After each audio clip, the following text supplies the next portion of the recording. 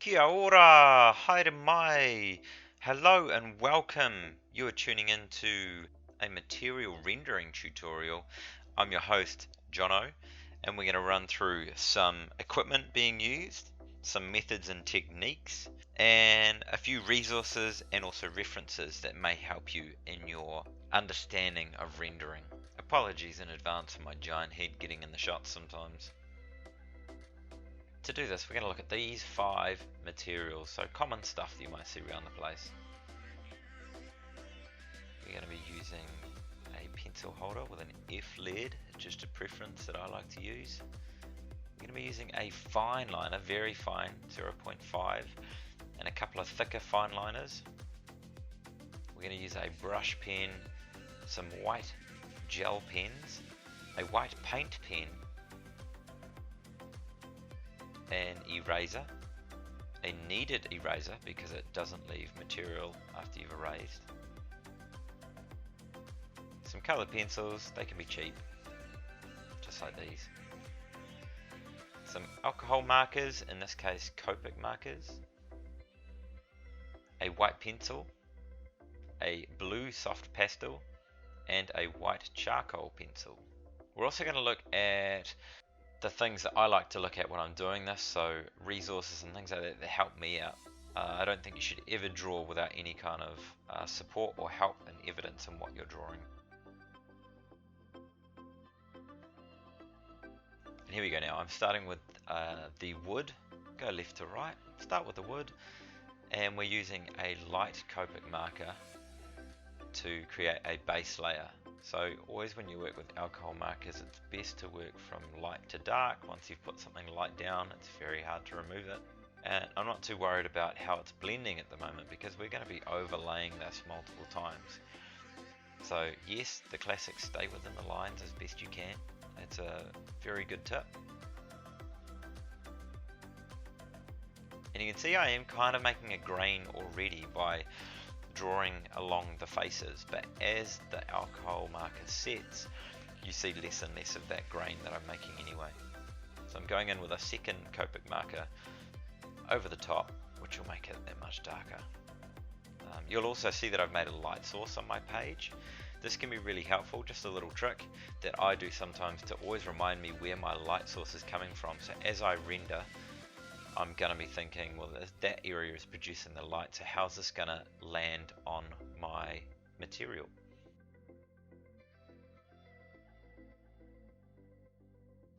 A really good blending method with alcohol markers is to go back over with the previous color once you've done a darker color on top, and the alcohol will, as long as it's still wet, as long as the darker marker is still wet, you'll find that the alcohol will start to bleed into each other. So I'm going in with my third color now, much darker brown, to really produce a shadow on that far side.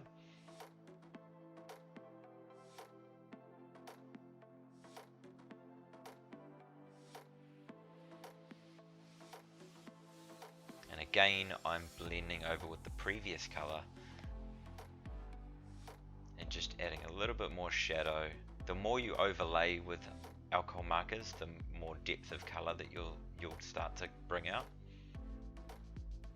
You don't want to overload the page too, so also make sure you've selected a good page that is accepting of alcohol markers. If you pick the wrong sort of paper, you'll find it will bleed or it will blend funny.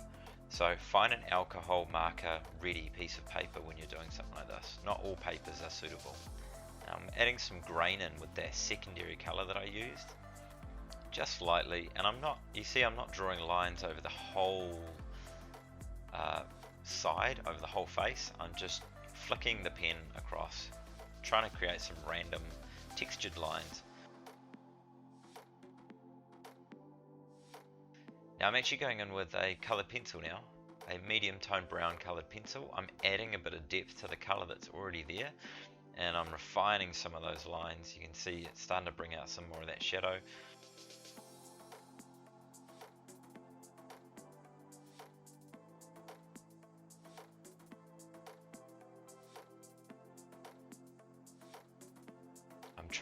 I'm trying to clear up some of the corners and the edges that might have gone missing through my use of Copic markers, and I'm also refining some of the texture that I made previously.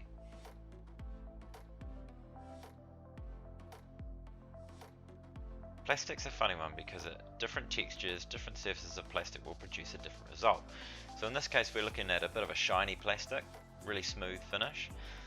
So I'm going over with a very red color at the moment. We want it nice and shiny and bright.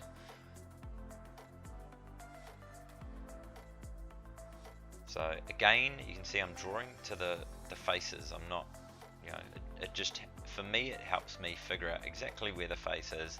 I'm keeping a consistent line direction along the face.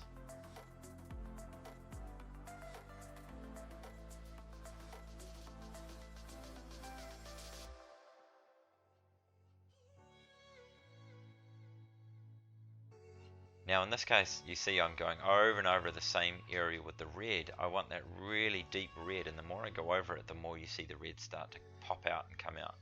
Really saturate the page.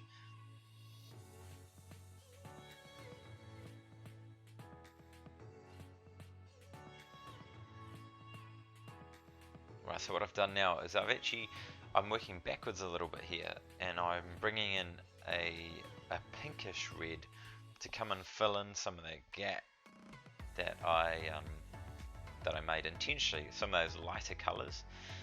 And now I'm also going in with a warm gray. The warm gray is what's going to produce the shadow in this case. And in this case, because red's a warm color, I want to complement the warm color, and rather than picking a cool gray or a neutral gray, I've intentionally gone with a warm gray to keep that warmth consistent. And it's also assuming that I have a yellow or a warm colored bulb.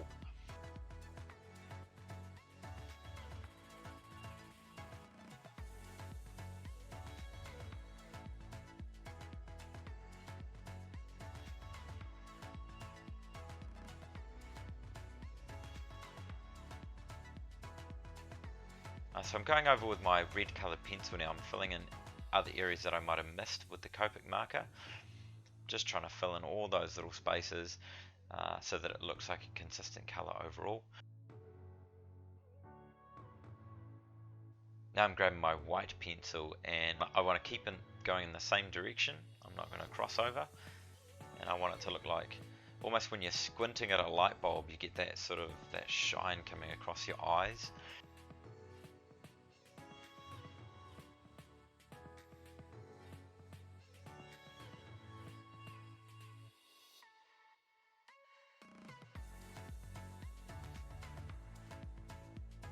This can be really helpful to pull out some of those edges that might have disappeared in your initial rendering process. You'll find that corners and things like that are usually the areas that are most highlighted.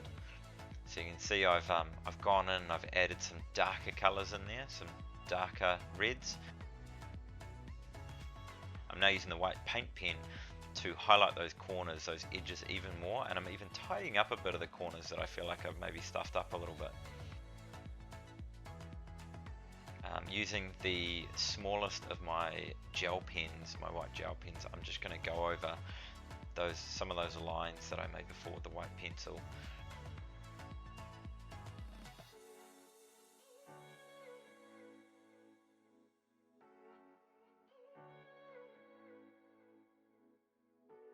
So working on concrete here, and again we're going to look at the three faces and try and keep all three faces going in a specific direction. So you can see me working already on those faces.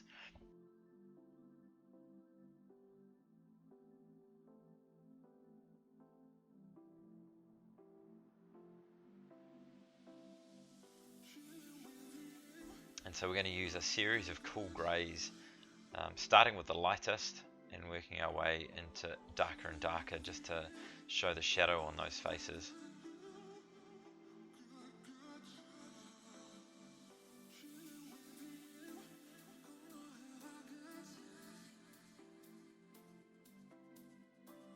Alright, so I'm just imagining where would that light lie and where would the shadow start being produced, where would the light not fall on that face.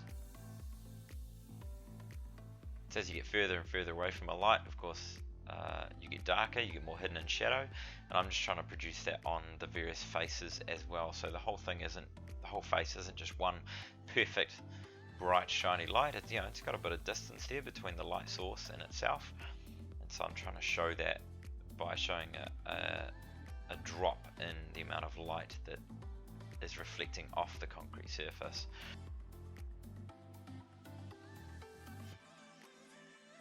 So you can see I'm overlaying with darker colors and then lighter colors again, constantly trying to blend the colors together.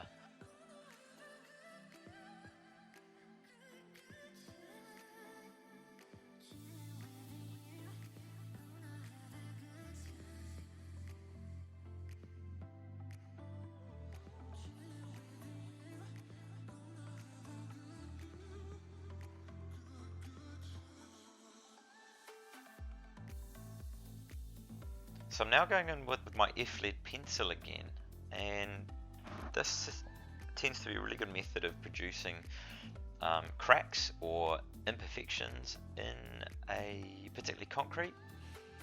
The grey sort of shadow that is produced by a pencil lead complements and works really well with the grey of the Copic markers.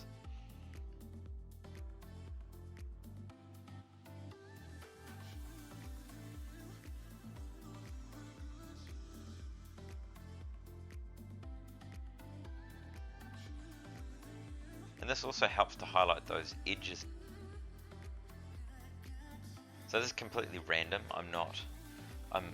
It looks like I'm holding the pencil very firmly, but I'm actually being quite loose when I go in, and I kind of draw them in lightly to begin with, and sort of let my pencil, if I kind of shake my hand around as I draw them, I let the pencil guide where my lines are going to go.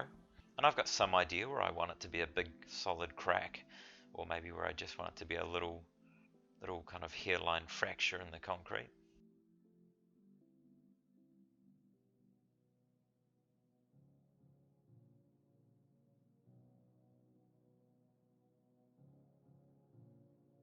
Now I'm going to go in with a darker Copic marker in some of these areas that are producing large cracks, because what I want to do is show that there's a shadow in there as well.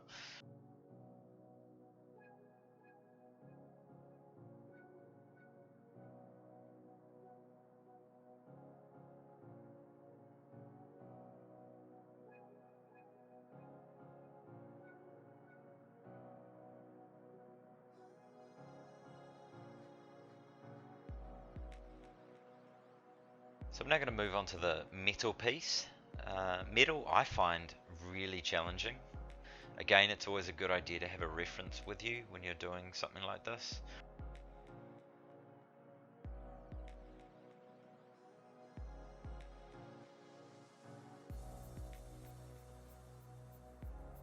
So I've gone in with a warm grey this time, the lightest warm grey, and just covered the whole thing in the same colour.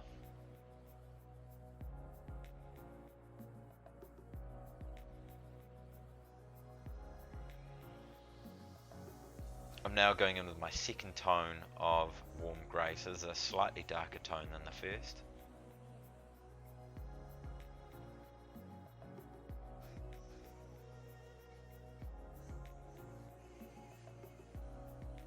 And the thing with metal surfaces is they pick up light from everywhere, particularly if they're a nice, shiny,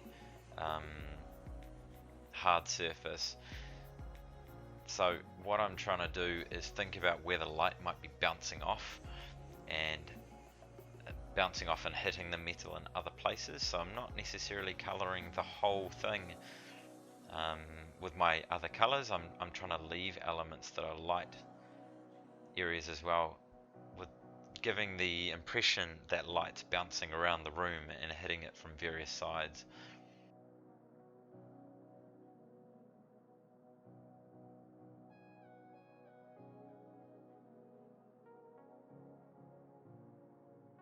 So I'm going in with my darker colour now, really trying to get that light streaks or shadow streaks coming across.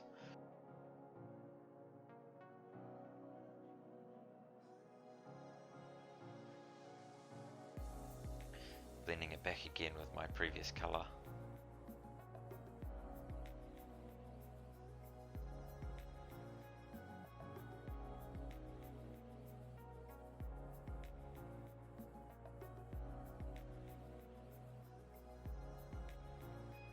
Right, so for this time, I'm actually, I think it dried up a little bit too much, and so what I'm doing is I'm using the blender tool that comes with some sets. You can buy it individually as well with Copic, but it's basically filled with the alcohol that they use in their inks, and so all it's doing is it's wetting the surface again, it's making it blendable, and then when it dries up all nice and blended again.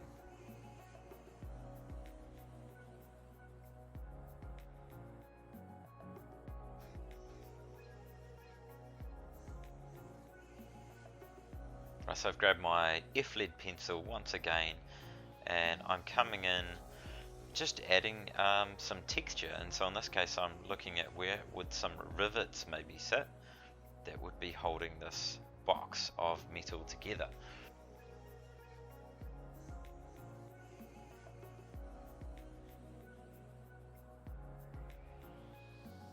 So I'm going over one more pass, and in this time I'm actually using a really light blue, that cool feel that you'd get from steel. That's what I'm trying to replicate here.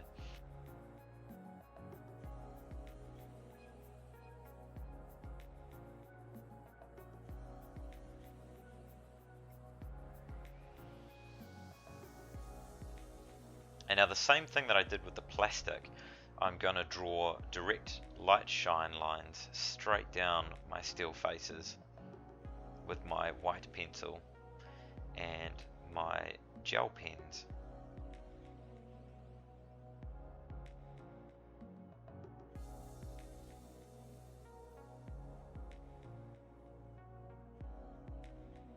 So I'm now going in just adding some more imperfection to my concrete. I figured it just wasn't quite enough, there wasn't enough texture or scratch marks, that kind of thing currently on there, so I figured I'd add a little bit more.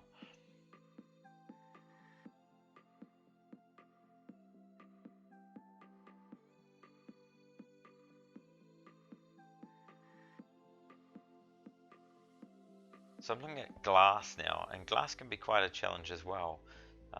So we use various resources to produce a nice glass technique. So on each face I'm going to do something slightly different.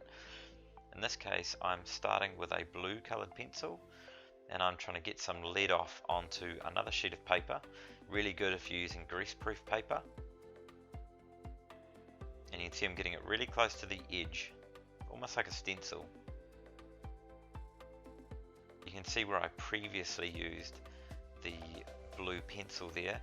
I made a mistake here and my camera shut itself off. I believe it ran out of batteries, and so I'll do the same thing, but this time I'm using soft pastel.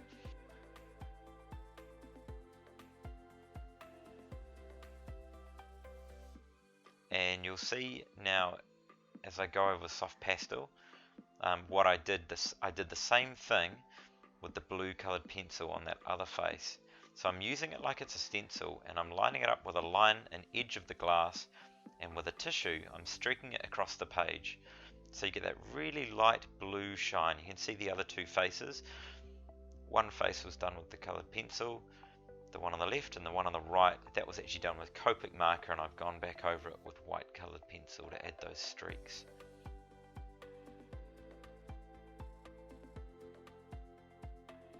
Now I'm grabbing my charcoal white pencil this time,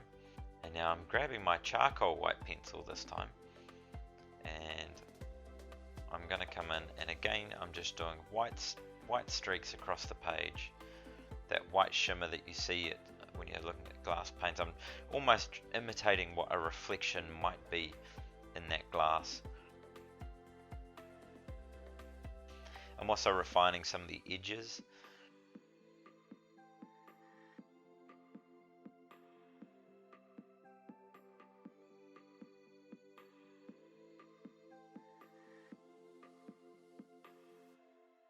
And that's our glass.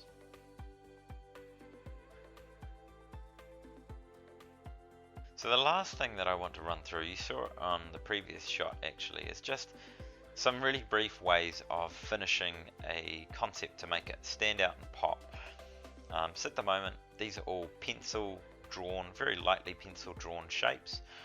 I'm going to go over them with fine liner marker in various places just to make them stand out a little bit more. Now you could do this before you use the alcohol marker, but you have to, if you do it that way around, you have to have an alcohol proof pen. So not all pens are alcohol proof. You can buy special Copic ones that are. In this case I didn't have any, so I was careful not to draw on any black lines before I used the Copic markers in case they bled or removed the black ink. So I'm now doing it afterwards. It also helped that I drew my Copic markers along the planes, along the faces that I'd already drawn, and so I can quite clearly see where I intended my corners and my edges to be. So I'm using various thicknesses just to make pieces stand out, and I want to kind of define a shadow as well. So in this case, you usually see me using the finest marker, that 0.5 to begin with.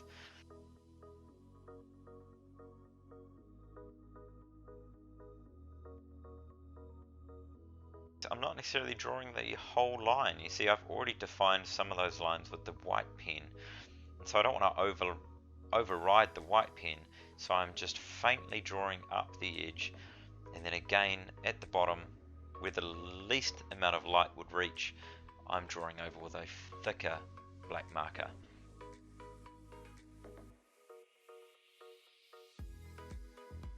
And for the concrete, I want to keep the texture that already exists. I want to make it look like the edge is just as textured. So again, I'm not drawing a big thick line over the edge. I'm very lightly placing my pen on the page and allowing it to pop on and off. So it's giving the impression of a solid line from a distance, but actually you can see a distinct difference in thickness as I draw along. Some areas are much thicker than others.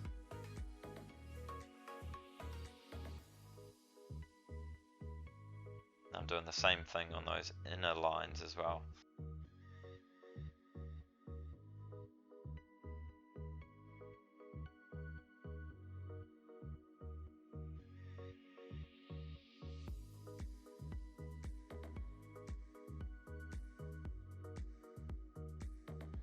Metal is, of course, in this case, a very hard and sharp cut object, and so I am drawing those lines in fully on the outside, but as faint as I can on the inside, almost like it's so bright that it's hard to define the planes or the faces again.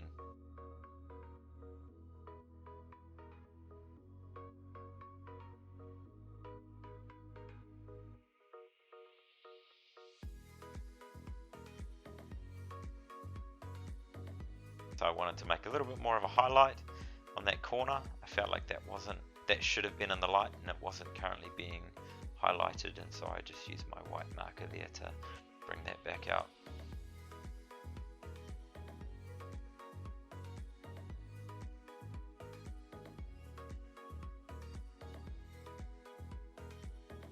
Show a couple of examples of how I might finish these.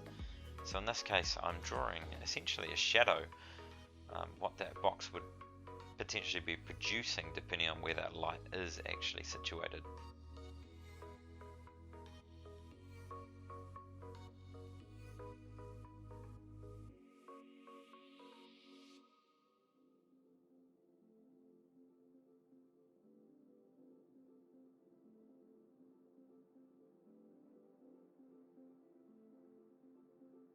I'm just highlighting that object, that concept, with one of my other Copic marker colors.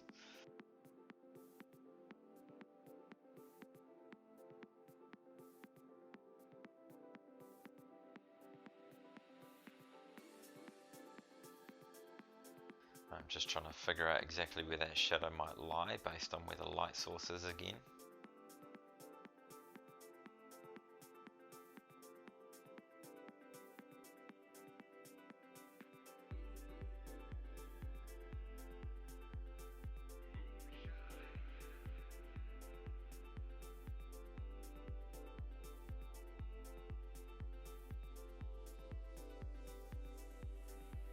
So for this one, I'm just going to do a really easy, quick and easy shadow done by cross hatching off the back of the wooden object.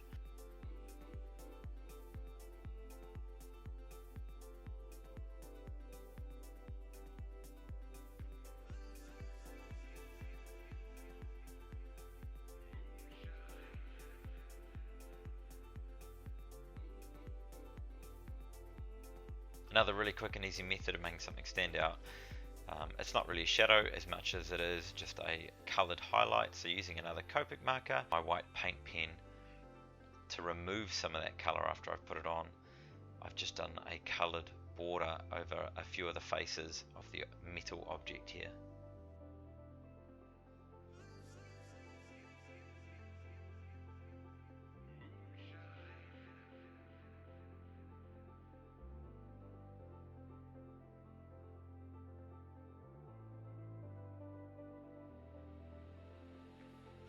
So I figured I would show you guys something put together completely, and for this case I did use a reference, or at least I did the second time round, and you'll soon see what happens when you don't use a reference. So just showed you that there. It is a computer mouse, a PC mouse. I'm using these 3 Copic markers here. Their names aren't super important, but basically a light blue, a mid-tone blue, and a dark blue. As you can see, I've got a light source already. I begin by identifying where that light source is going to hit, where are the hard edges where it's going to make the most impact. I'm going to start with my lightest color first and work my way into those darker colors. So I'm trying to think of edges and faces and corners, those kind of things where the light is going to make the most impact.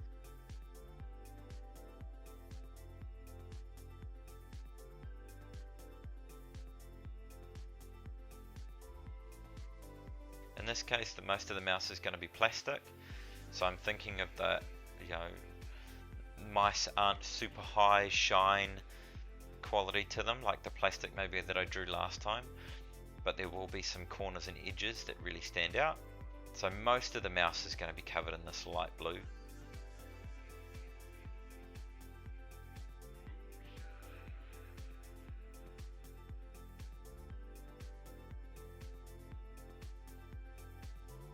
Starting to define that back area as the area that will have the most shadow.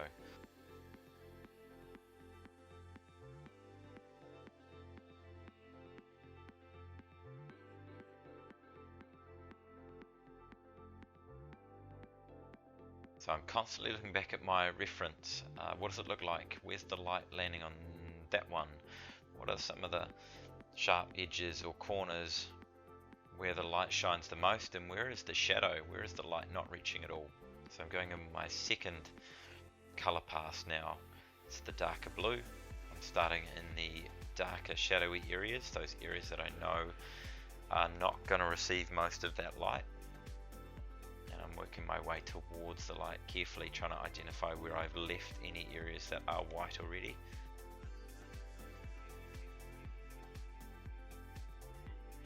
Back over with my light blue just to try and get a blend going in there.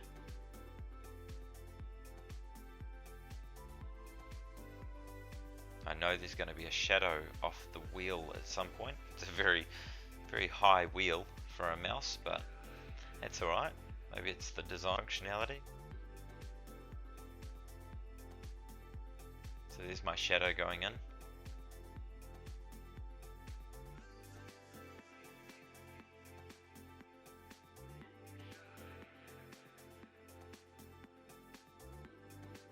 Where I'm drawing a long line, I will make sure that I'm moving my whole arm, not just my wrist, to keep that consistent line going.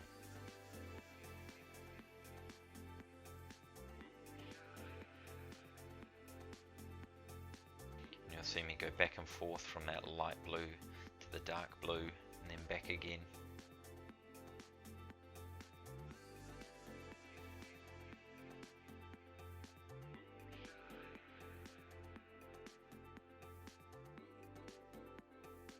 Using my blender again and didn't feel like the colours were blending that well. I might not have the most perfect set of blues to do this in, but it's alright. The blender helps a lot, and like I say, the more you layer over that that lighter color, the more you'll get a blend going with any darker color that you've got on there as well.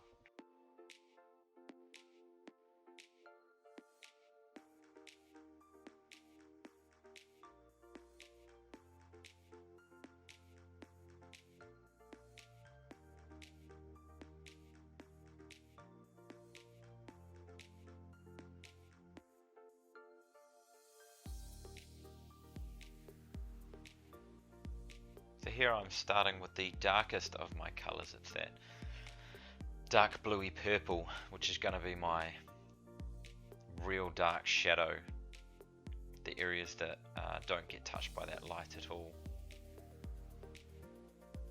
And I'm sort of trying to predict a little bit about where any light might be bouncing around and also making contact with the other side.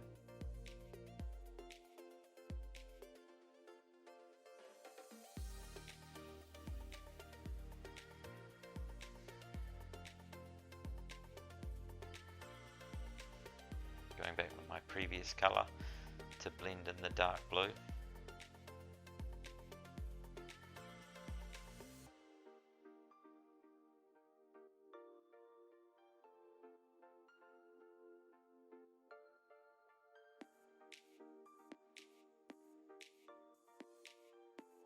Touching up with the lightest blue again, some of the areas that I think might have faded. You'll notice that as the ink dries, it may change color a little bit, much like paint. So occasionally you want to bring that back out again, another layer over the top.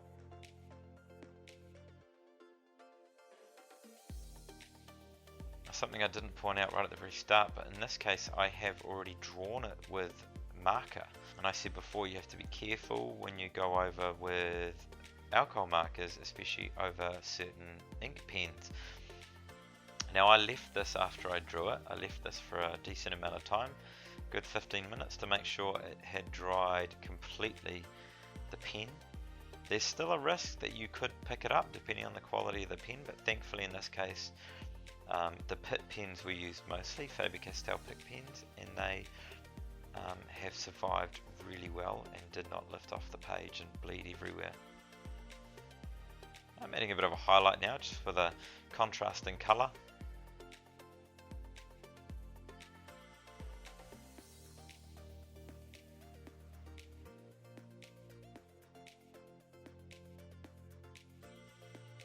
So I'm now going to start using the white pens, both the paint marker and the gel pens, to start bringing out some of those highlights, those hard edges that light will be hitting.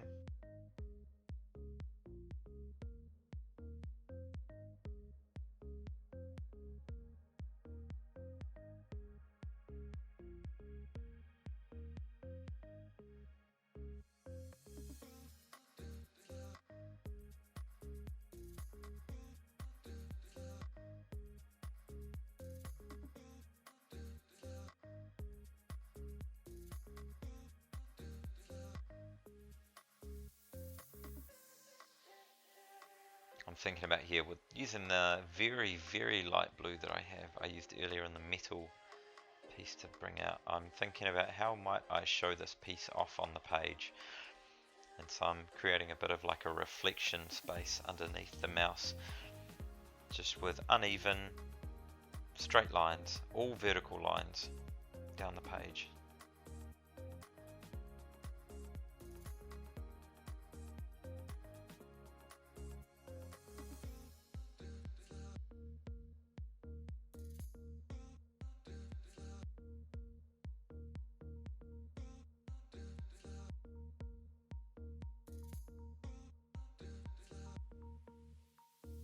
So my brush pen is the biggest piece of ink that doesn't like to work well with the alcohol markers. So I'm going over areas with the brush pen last rather than beforehand.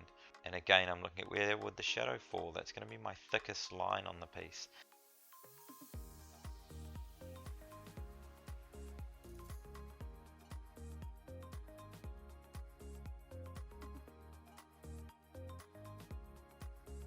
Using my white paint pen, I'm going to do the same thing that I did with the metal piece, and I'm going to remove, almost give the illusion that the mouse is floating above its reflection. There's a little space between it and the reflection underneath.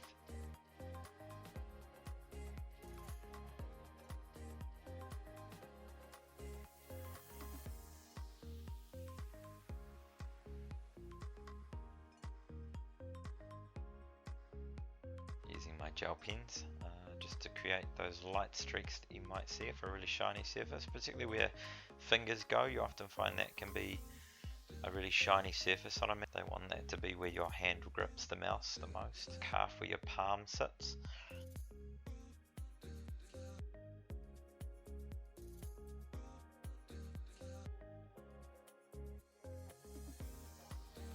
Here I'm going to add some texture into the scroll wheel in the middle, using both the darker Copic marker and then, unfortunately covered with my head, I'm going to add in some texture with the pen.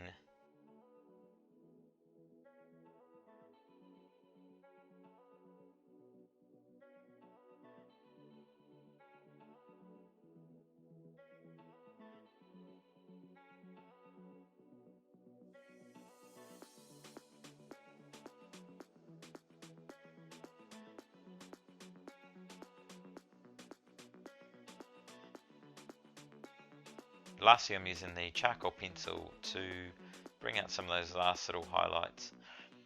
It's just another tool. It works much like the white pens, but you have a lot more flexibility to create a gradient, I would suggest, whereas the pens are just white and that's it. You can fade a charcoal pencil a little bit more than the pens.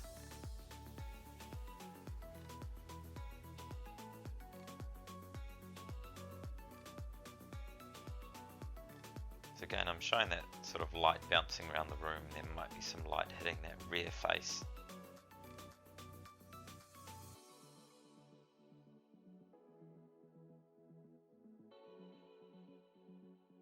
And lastly, as promised, here's a image of what happens when you don't use reference. Right, thanks for sticking with me. I know it's a really long tutorial. Hopefully you picked up some wisdom, some knowledge. Go well and create beautiful artwork.